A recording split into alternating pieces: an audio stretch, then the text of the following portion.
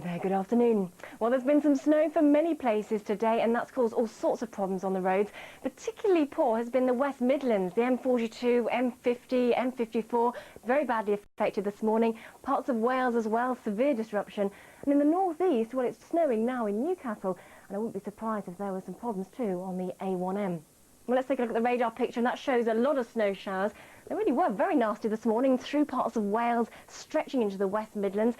Apparently in Shropshire there was about 6 inches of snow this morning. Frequent snow showers too, still affecting parts of northern Scotland and running down the North Sea coast of England.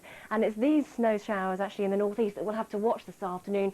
Really quite a concentration of them, and I think they'll continue to push their way gradually inland, moving into parts of Yorkshire and then possibly East Anglia later. So 2 areas of snow to watch through the afternoon, still many parts of Wales and also increasingly in northeast England. Some really nasty travelling conditions. Away from those snow showers though, some decent sunshine, still very pleasant in parts of southwest Scotland, northwest England, still some sunshine in the southeast as well. But it will be cold everywhere, temperatures barely above freezing in central and northern areas.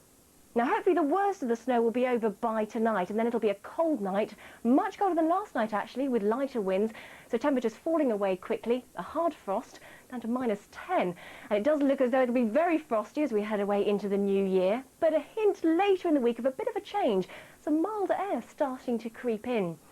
So what we're going to see is high pressure moving in. That'll mean some fine frosty weather for a time, but as that drifts away eastwards, that'll allow southerly winds to creep in later in the week. That'll eventually bring a rise in temperature to above normal in the west, and also a thaw of snow. So obviously you can imagine quite a change expected this week. For New Year's Eve though, tomorrow not too bad after that sharp frost, some fine sunny weather, just the odd flurry left in the east and a few say sleety showers in northern Scotland. Then New Year's Day, after another frosty night, it'll be a cold, quiet, sunny day, a few freezing fog patches possibly lingering, but essentially fine with some sunshine. And then that change as we head away towards the middle of the week. That high drifts away eastwards, and then I think we'll start to see freshening southerly winds bringing in some milder air. Now, as you can imagine, it's been so cold for such a long time. The ground is very cold, so any rain falling onto that could well freeze readily. Ice could well be a problem, just something to bear in mind. But eventually I think we will tend to see that cloudy weather streaming in across many parts. I think some rain, especially in northwestern areas, but as you can see from the temperatures, they will start to lift quite nicely. So the theme then, a bit of a three-way split really. We've got the snow today, then a fine and frosty spell through the new year, and then a hint of a